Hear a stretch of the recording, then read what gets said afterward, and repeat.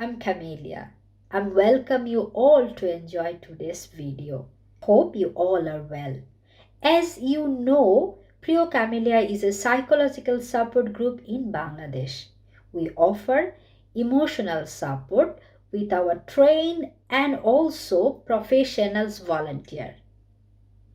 Here, anyone can share their dark secret, their untellable words. We listen, we care, and we try to give them positive energy. Today, we are talking about breath work. I have a very good friend, Samir. He is from Germany. Today, he will talk and teach you how breath work help you to reduce trauma and stress. Let's welcome Samir. Beautiful. Hello, Samir. How are you? How is going? Can you please introduce yourself? Yes, of course. First, thank you. Thank you, Camelia. Thank you for this opportunity to speak here, to talk with you, and also to present myself to the group. Yes, my name is Samir. I am 42 years old. I was born in Germany and come from a family that is that moved to Germany in the 70s. So my father is from Bosnia, my mom is from the Kosovo. And so yeah, as an immigrant kid, I grew up in Germany. Then I studied there. I studied biology and did my dissertation, my PhD in neurobiology. And there I focused mainly on learning and memory processes, how that works. And then I worked for a couple of years as a postdoc at the university. And then I decided to have a break. So I quit my job, I quit my career, and packed my backpack and traveled the world and did a lot of different things.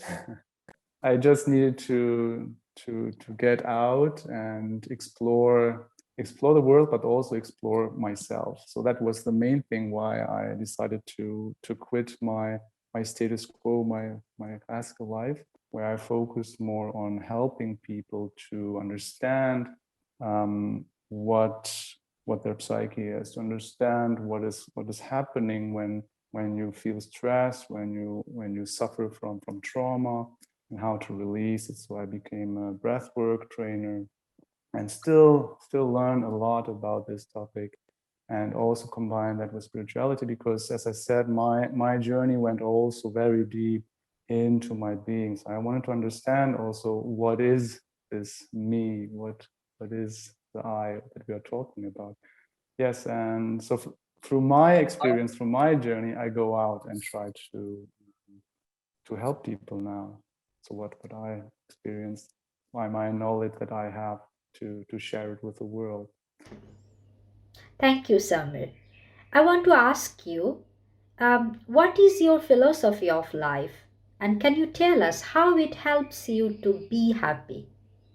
I think that is a very deep question. I mean, there is no solution to say like, oh, just take this and then you are happy. I think we people are, in our modern society, we tend to seek pleasure and misunderstand pleasure with happiness. And this is why we think like, oh, if I just get something from outside in here, then I'd be happy. So just give me the prescription. How can I be happy? And this is what I also, of course, embodied and grew up. I figured out I'm not happy. So why is that? People told me, my parents told me, the society told me, my teacher told me, if you just get your career, if you just be someone, then you're happy. And I realized I'm actually more unhappy than I was ever before, So that's why you have to get out of the circle first to see like, okay, if I'm unhappy, what makes me unhappy? Is it the surrounding? Is it the construct I'm inside? And for me personally, when I went from being stuck in here. So I very much was a very mental person. Yes, I worked as a doctor in neuroscience. And then I realized, okay, maybe it's not just here, maybe it's also something in here. And to find the connection between here and here, that was my key, my personal key to happiness. So I had to go all the journey to unlearn things. This sounds weird, but I have to unlearn things to get deeper in my being, and then to see, oh, there is happiness. Happiness is not something that comes from outside. It's something that is in here, and then it goes out. So I can produce happiness, in other words. So this is a mental training, of course, yeah, and this is why also breathwork, that we will talk about today, is very, very helpful. I will explain it why. Because everything that we carry in, like all the good qualities, like happiness, joyfulness, gratitude, peacefulness, loving kindness, all those qualities are in us. We are the barrier of those qualities.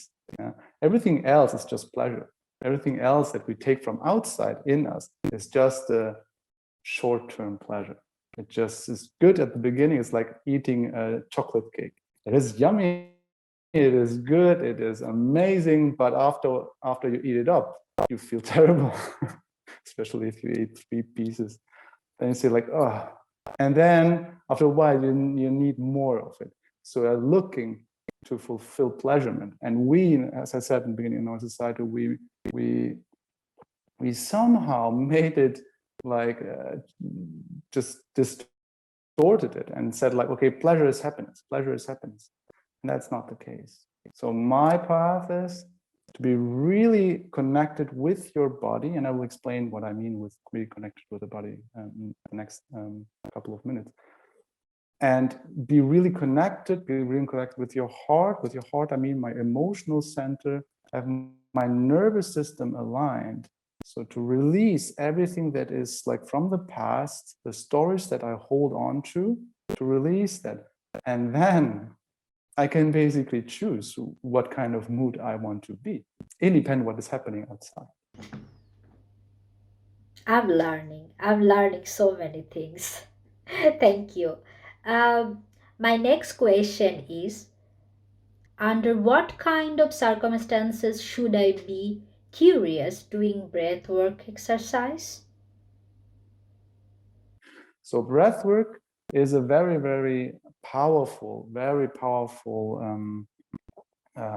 let's say, technique, methods to connect with our body. Yeah. We in our civilized world, like in the modern times, we mainly are using our mental psyche to live our lives. Our daily lives are basically controlled. We are controlling it with our mental psyche, with our thinking, rational thinking, and we somehow forgot about the other intelligence that is in us, and that is our body. Yeah? So we talk also about the soma and the psyche connection, the mind-body connection. Yeah? So there is an own intelligence in here that was trained for millions of years. Yeah? Evolution is the teacher of this here. Yeah? So there's a lot of intelligence inside. We can access this intelligence through breathing. Breath is a very, very powerful connection from our central nervous system, which is basically our brain and our spine, into our autonomous nervous system, which is our body. So the autonomous nervous system is everything, the nervous system that is controlling your breath, yeah, how you digest, your heartbeat. So all of that is happening automatically. So you don't have to worry about that. You can't control it with your mind. You cannot control your heartbeat with your mind. It's not working. So therefore, there is an own intelligence.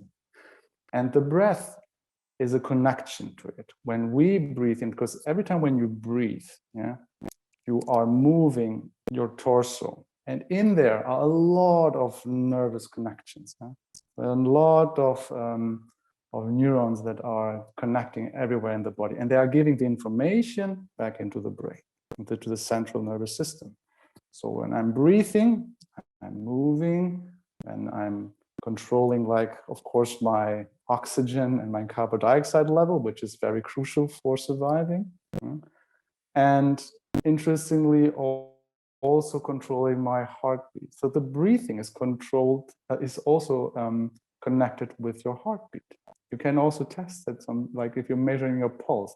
If you breathe in, your heartbeat goes faster. If you breathe out, your heartbeat goes slower. Yeah. So this is a key. Yeah. This is a key into our body. And there are a lot of different breathing techniques that they're also like known for millennia. Yeah. Especially, and we talked before when we just entered this Zoom conversation before, we talked about, for example, Pranayama Yoga, which is coming from old yogic teachings in India. So they are like 3,000 to 5,000 years before Christ. They started to understand that breathing is a very, very important key into our body. And nowadays, breathwork is becoming more and more popular. You hear, I think, a lot about breathwork every time now. You just go into social media. It's because we figured like we came back to this idea, okay, why are we all feeling so bad, especially in these stressful times? Due to COVID, a lot of stress arises, a lot of energy is coming up. And then we feel like, oh, if we breathe, then something is changing in us. Yeah? We can calm ourselves down, and we can slow down our heartbeat. We can regulate our nervous system. Yeah? The breath is also connected, as I said, with the central nervous system. So through a very special nerve, it's called the vagus nerve. I don't know, maybe you heard about it. A very specialized neuron, which is in the brain stem, like our oldest part of the brain, the reptilian brain. And that has a long connections going like into our bodies, connecting our breast, our heart, our belly. Everything is connected. And when I'm breathing, I can stimulate the vagus nerve, and the vagus nerve is the part that is controlling, let's say, if I am in a very agitated state. Yeah? You heard about this survival mode, fight, flight, or freeze mode, which is also part of our body intelligence. Yeah? So when I'm stressed, when my nervous system encounters a threat, then it switches into fighting, fleeing, or just pretending you're dead. And our vagus nerve is a major connections for this system, for our autonomous nervous system. It's called the sympathetic nervous system, the fight, flight, or freeze mode. And then there is the parasympathetic circuits of this nervous system, which is rest and digest. Yeah. So these two are playing a big part in our mood. And I will explain that later a little bit more, because that's a very important part to understand what trauma is, what panic attacks are, what stress is. But just for now, it's important to understand the breath is controlling this, like, is a key, is a door into this intelligence that is in us. And we can use the breath that way. That's why. When we talk about trauma, then we have to first understand what trauma actually is, right? So we tend to think trauma is something very bad that happened to me, a bad incident, yeah? And this is trauma. And actually, what I like more about the definition is from Gabor Mate, like the very famous Hungarian Canadian physician who was working with trauma patients, and he said, like, trauma is something that like trauma is nothing that happened to you. It's something that is activating inside of you, and then this thing that is activated, the state that is activated in you, is caused by trauma. So trauma, it's not the thing that happened, it's a thing that activated your nervous system to respond. So it's the response of an incident that happened. Yeah? This is very crucial to make this distinction, because trauma, like, is for example, you suffered from being harassed, yeah, and this is very, very bad, of course, a bad thing. Like if you experience violence, for example, in your childhood, so like I did, then my body was reacting towards this this stressor, this situation, and so my nervous system got in an alert status and was like trying to protect me by either getting into this fight, prepares me to fight, prepares me to flee, or prepares me to just give up. Yeah? It's like the reptilian brain that is controlling that. The reptilians, if they seem to get eaten up, then they pretend that they die, and this is also like a survival technique so that it's not hurting too much. So you understand. So what happens to us is actually something that is triggering our nervous system to cope with it. It's again, this is an intelligence working there. It is trying to help us. Yeah? But what we have, like the special module that was evolution was building up was this mental storytelling part here. So when something happens to us now, like an incident, harassment or violence, or you have like a bad accident, yeah, then your nervous system is responding to it, and then the mind is starting to talk a story about it, and you are remembering the story. So you're constantly in this loop of this story, remembering what happened, remembering what happened, remembering what happened. And through that, you're creating a negative loop. And all the time you think about this accident or about this brutal incident that happened, you are triggering your nervous system back in. You make it back online. Evolutionary, it's just, it happens one time, and either you find a solution immediately, like you fight it off, you run away, yeah, you're dead. And then your nervous system gets down again. But what we humans do is something happened to us, our nervous system gets up and very agitated, and then our mind says, oh my God, this was very, very bad and brutal. And the next day you say, oh my God, what happened to me? It was very, very horrible what happened to me. And you're bringing your body into this cycle of living through it again and again and again. And then you are not letting your nervous system to calm down. And this causes chronic stress.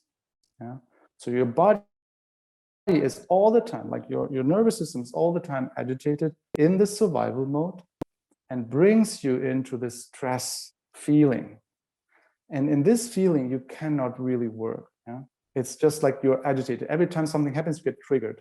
You start to cry, you start to not work, you just feel very lethargic. In the worst case, then you feel depressed. Yeah? Then it comes this shock moment.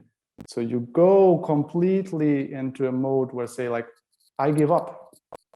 I cannot cope with this anymore. I give up. Yeah? So this is important to understand. Trauma is actually something that happens for us to grow. Things that are happening to us in the environment. This is how evolution was developed, like life. Yeah? Because things that are happening outside are there for us as this body-mind connection to grow, to learn.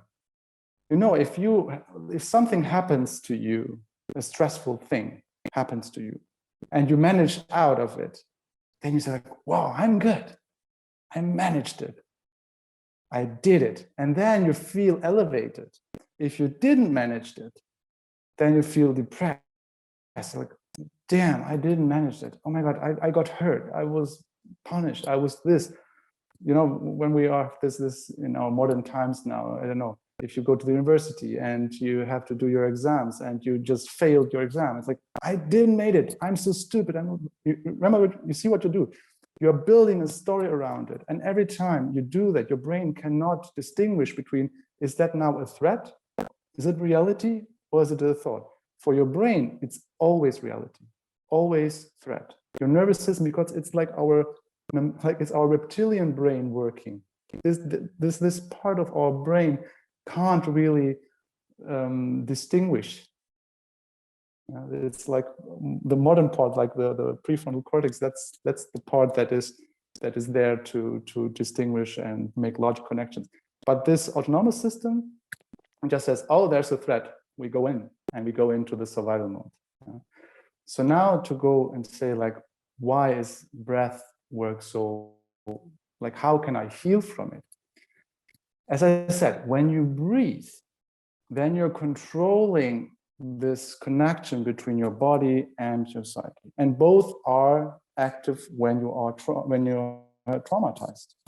Because in our brain, another very important part is the so-called limbic system, our emotional system, the mammalian brain. So that's the next step from reptilia to mammals.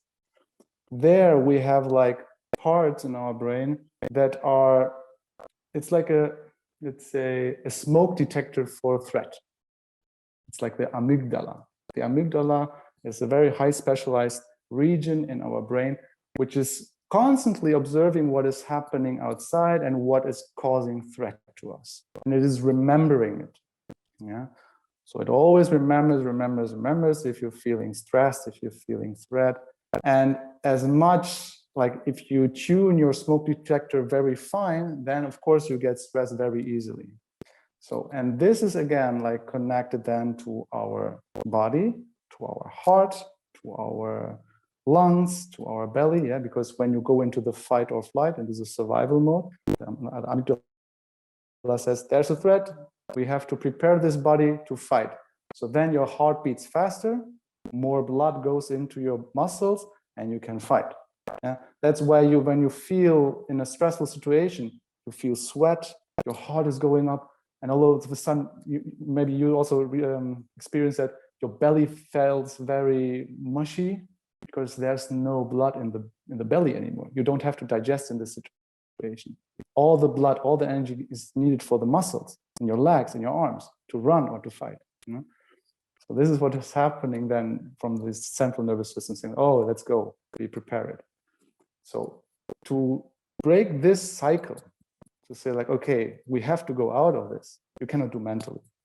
You have to find a key, and this is the breath. So when you breathe, for example, there's a specific breathing exercise where you can just focus to lower your heart rate. If you lower your heart rate and you also breathe into your belly, you're stimulating the vagus nerve, reducing your heartbeat, and then the vagus nerve is like giving the information, oh, we went through it.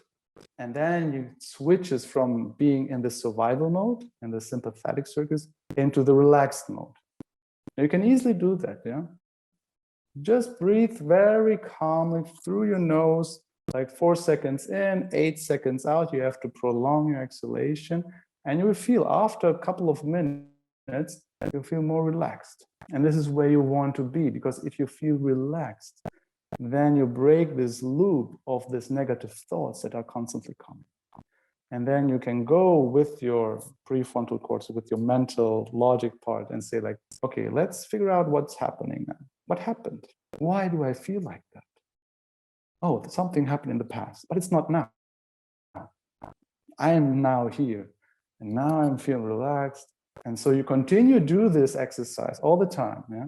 You start to breathe calmly. You start to use a specific exercise. There are many different ways how you can breathe, and like methods how you can stimulate your nervous system differently.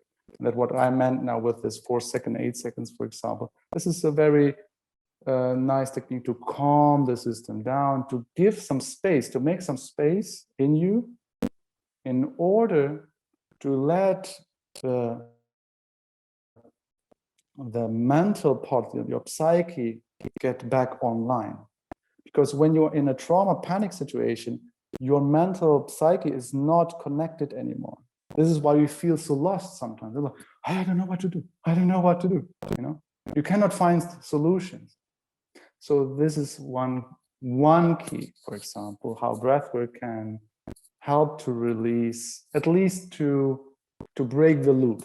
to break the rule. It's not that you can heal from trauma just by that, by just having like one breathing. It says this is there you need to go more deeper. Yeah.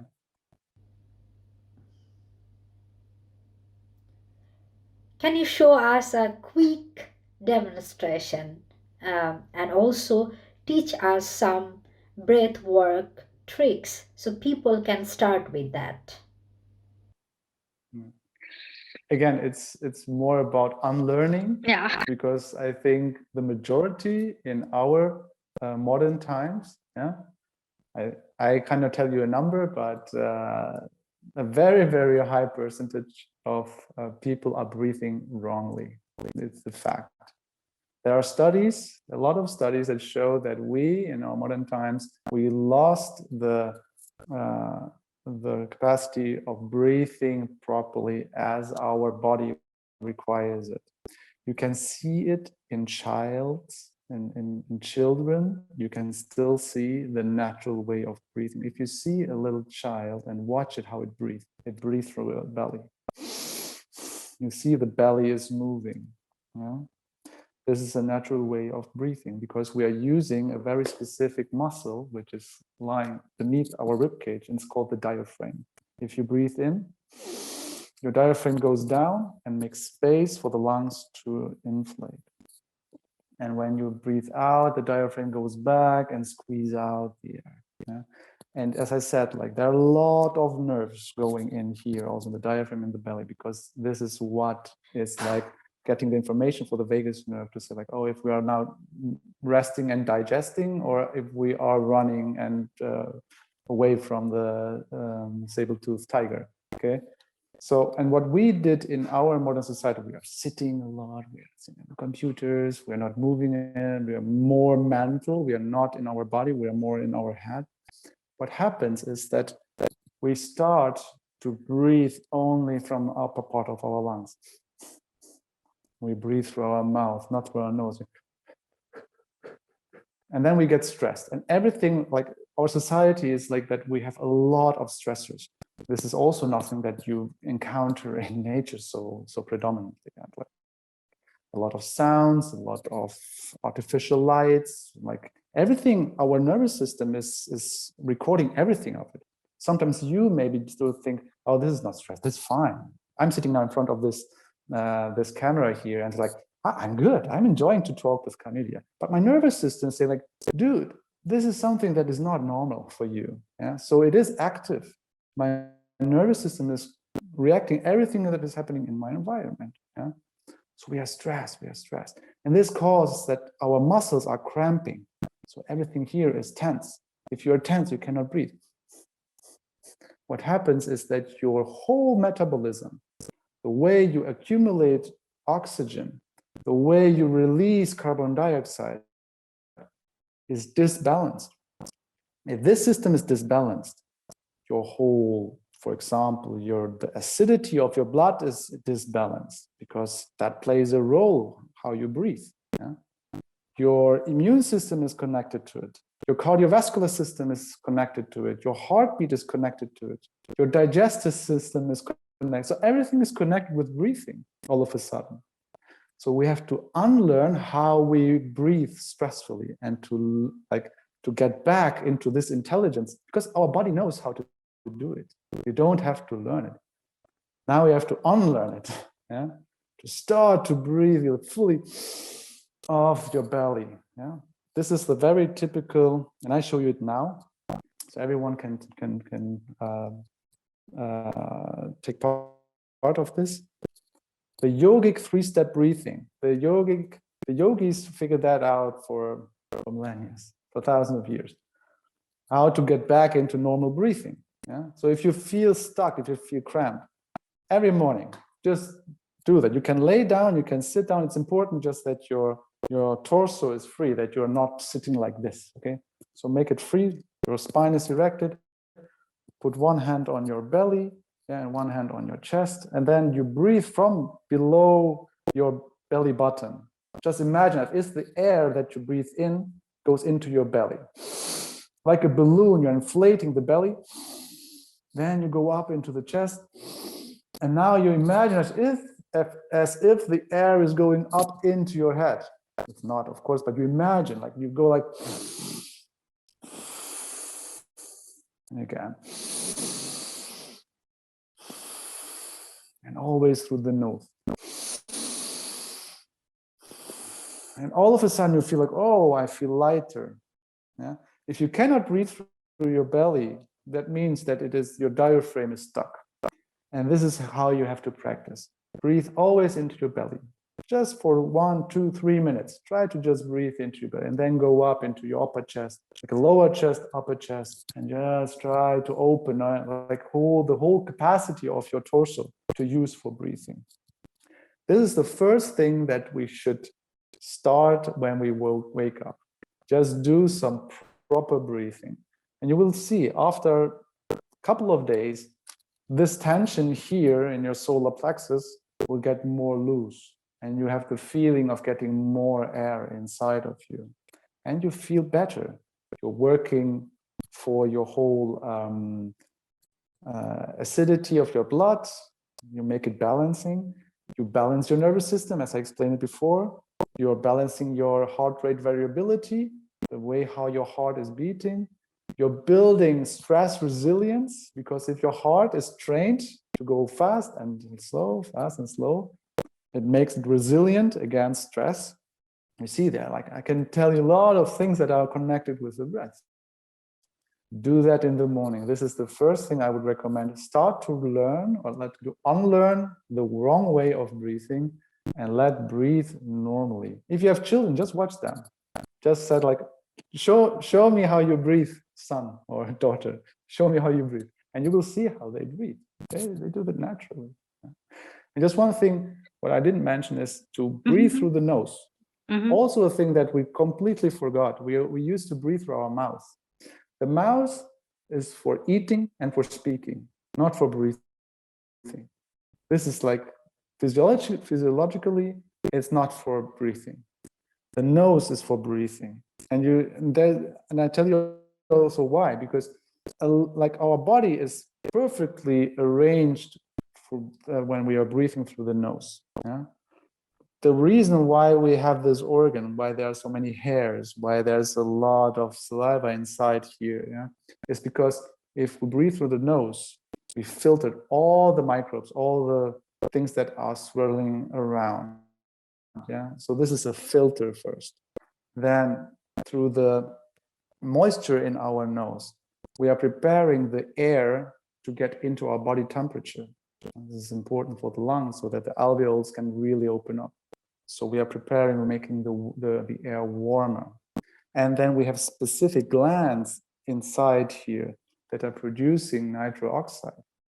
Nitric oxide is a gas, actually a very dangerous gas. Yeah, we shouldn't use that when we're driving the cars, for example. There's also nitric oxide, but in our body, a very small amount is released through these glands, and they are producing an opening of our whole vascular system. Yeah? So it opens up the veins. It opens up also our lung bubbles, the bronchites. Yeah? You see, so the nose breathing is also there. A lot of information. But it's a wonderful information. Seriously, I'm impressed. I knew a little bit, but now you explain it more versely. So I'm glad that I'm learning for myself as well. So go to the next part. I'm now more curious about that. If someone want to start breath work, is there a specific time or how long he or she can do in a day? Is there any gender issue, like women should do that way and men should do another way? Can you tell a little bit? Yes, there are no gender-related differences, of course, in breathwork. Yeah, so if you are a woman, if you're a man, if you're a child, if you are young or old, it doesn't matter, because breathing is something that we all do. Yeah, and of course we all have an access to it. There are, of course, specific techniques that should be done with precaution. Yeah, if you have a specific condition. So there are, of course, very strong breathing techniques. Yeah, holotrophical breathing, where you just hyperventilate, and also yogic breathing techniques that are very, very activating. They are very good if you want to go deeper to figure out the trauma that is inside your body. Yeah. Strong breathing techniques are very, very good to do that, but then you have to be open for it. You have to have the right condition for it. If you are already in a very high stress mode, then don't do very strong breathing exercises, because it would just cause more problems. You have to start slow and then just go up. Then, of course, if you have preconditions with your cardiovascular system, so if you have heart problems or if you have like high blood pressure, then also I would recommend not to do very strong breathing techniques. I would start with a slower one and train the body. You have to train. It's like if you say, like, would ask, can everyone go running? I would say yes, of course, but not everyone can run a marathon immediately. Okay, you have to train your body. You have to take your body with this on this path, and then you can build up, and then you can do different stages of breathwork exercises. Or pranayama. Pranayama is also a very nice way of techniques. I mean, I'm specialized in Pranayama Yoga, so but I'm also doing different other breathwork exercises. For me, these are methods that I can use.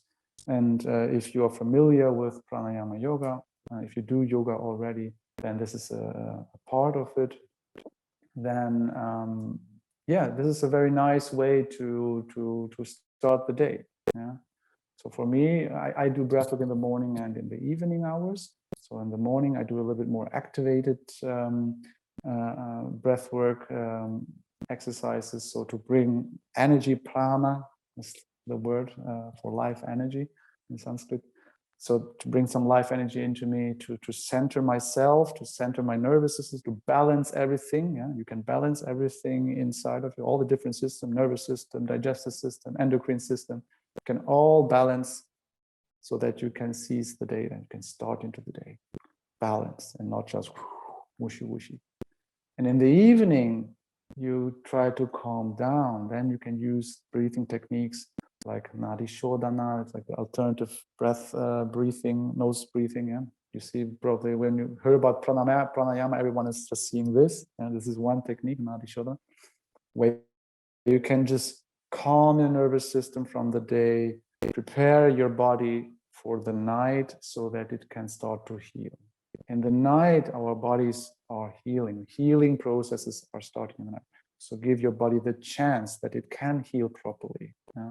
Get out of fear. And this is through breathwork. So morning and evening hours, I would recommend to do some breathwork. And you can, as I said, they're very easy things. You can start already. Like you can in the morning just do some belly breathing, for example. You can in the morning do some belly breathing with a little bit stronger, and the evening you just take it very slow, for example. But I plan also to do some breath works together in this group here live. So then you can hang on and I will show you some beautiful techniques. My next question is, are there any negative side effects by doing breath work? As I said, like there are, depending on your preconditions, depending on your stamina, depending on how you are connected with your body. Yeah? Like this is why I also say like pranayama is a very, very beautiful entrance into breath work, because pranayama is more philosophy. It is a part of yoga. It's part of the Raja Yoga philosophy of the eight pillars of yoga. Yeah? Pranayama is then the fourth. Yeah. So there it is more about to introduce breathing into a whole philosophy of life. Yeah. So I want to connect my body with my mind. Yeah. I want to experience also the here and now in the present moment and not be drifted away somewhere. So spirituality is a very, very important part also of breathing, and to be connected with your body in order to release stress, in order to release trauma, in order to release all those negative qualities that we hold on to. And I would recommend for the beginning this yogic breath, yeah, just to start to learn or to unlearn how you breathe wrongly, and to start to breathe correctly. This is the first thing I would recommend for everyone who starts with breathwork. Try to breathe from your belly up into your chest. Open up your diaphragm. Try to relax your shoulders. Try to relax your neck muscles. All of that is part of our breathing system. And we have the muscles that are from our neck going into the sternum. Yeah, it's a very important muscle actually, because it lifts our sternum, our rib cage. If this is tense, and this is always tense when we are stressed, then we cannot breathe properly. So just figure out, you'll go into your body and just listen to your body. Take like 5 minutes. No, if you're familiar with meditation, just meditate into it and just go through your body, scan your body, feel it, and then breathe into it. Another nice breathing exercise that I would like to show you right now, and we can do it together actually, Camelia, if you want, so that everyone who's watching this video then also can join. I show you now a breathing exercise that is very effective if you are already in a stressful situation, if you are caught in a stressful situation. Yeah. So when we are immediately like triggered, then our autonomous system is running. So you can't do anything. You just go through the stress. And like get panic, or you run away, or I mean, usually in our times, we're not running away anymore. And we are not just going and punch someone in the face when someone is telling you you have a weird haircut or something like that. Sometimes people just punch, but we don't do that. What we usually do is we freeze. We don't know what to do. Like, oh, and this is like the stress response. Yeah. And then to get out of it, to release it from our body. Because if you don't release, if you just stay like this, then your body is remembering it, and then it causes like chronic stress. What you should do is you have to down-regulate your nervous system. And I show you now a breathing exercise how you can down-regulate your nervous system from an agitated state, from the sympathetic state, into the parasympathetic, calm and relaxed state.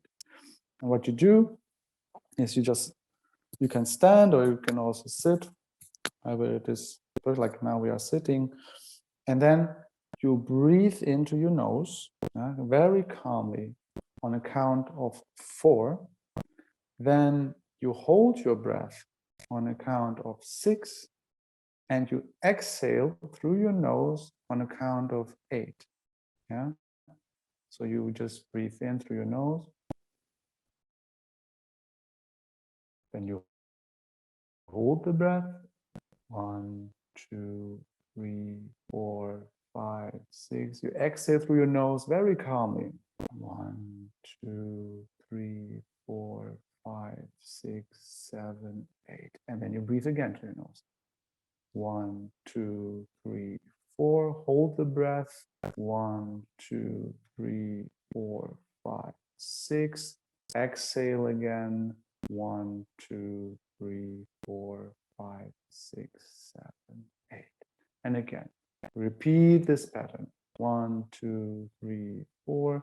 Hold the breath. 1, 2, 3, 4, 5, 6. Exhale on an 8.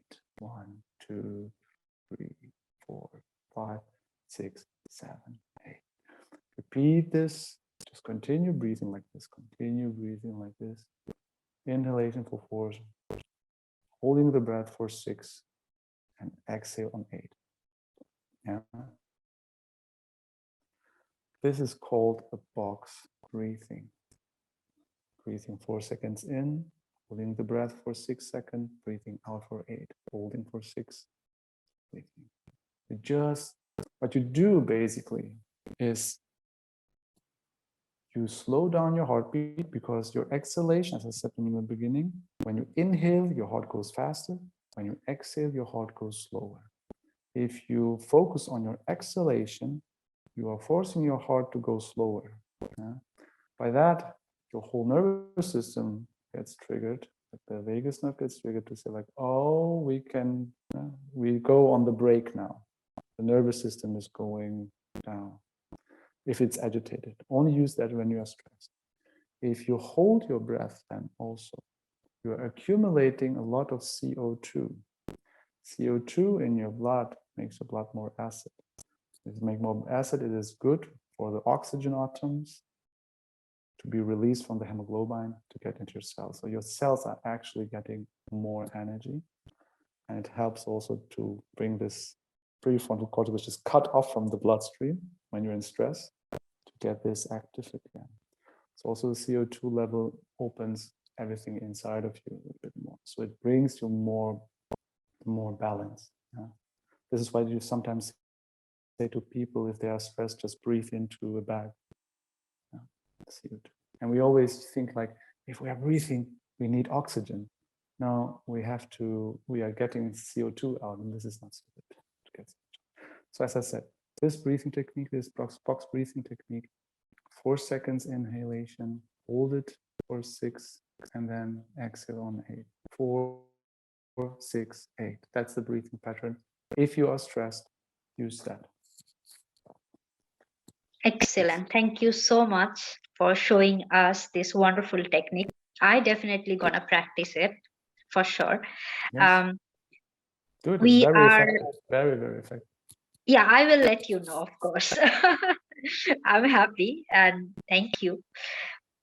We are just running out of time.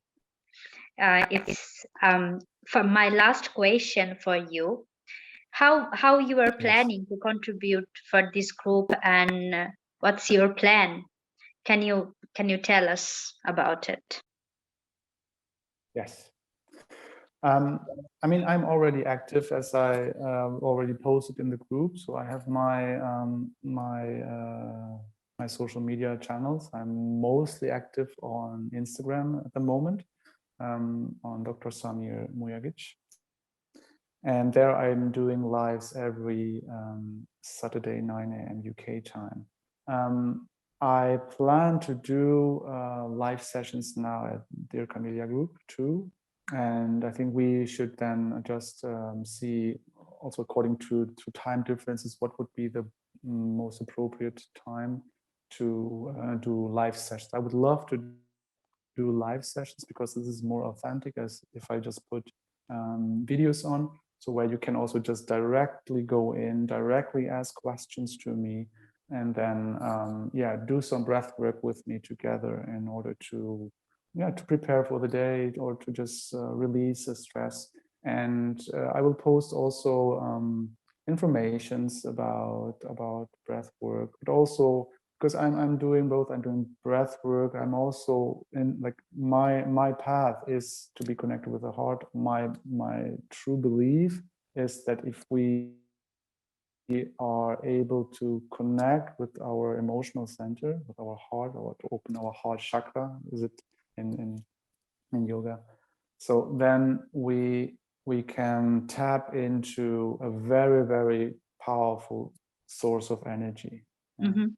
So my philosophy is to go out with love. Yeah, I want that everyone is experiencing unconditional love and not feeling trapped into hate and discomfort or weird, troublesome thoughts. So this is also what is part of my journey that I also want to share in this group, because what is very important, if you practice self-love, self-compassion, then this is also something that builds a very, very, very high resilience against stress. It will make your life quality so much better because you're not dependent on the outside stimulus anymore. You're not dependent on being fulfill expectations. You don't need someone to tell you how beautiful and how loving you are, because you know that you're beautiful and that you're loving. It comes from inside of you. You don't need it from the outside. So what I want to share with this group here is just techniques that help me personally, and use scientific knowledge that we know from up today that will help us just to live a joyful and happy life. That's all. This is what I want to contribute here. Now I understand. We did something wrong. Mother said, "Calm down, take a deep breath." Now I understand why mom always said those stuff, and it's really helpful. So it makes sense now. Thank you so much, Samir, for such a wonderful discussion. Today I learned a lot, and I wish and hope people who are watching this video, they will also learn. They will get help and they will practice breath work to reduce their pain, their trauma, their stress. So thank you. Thank you for today.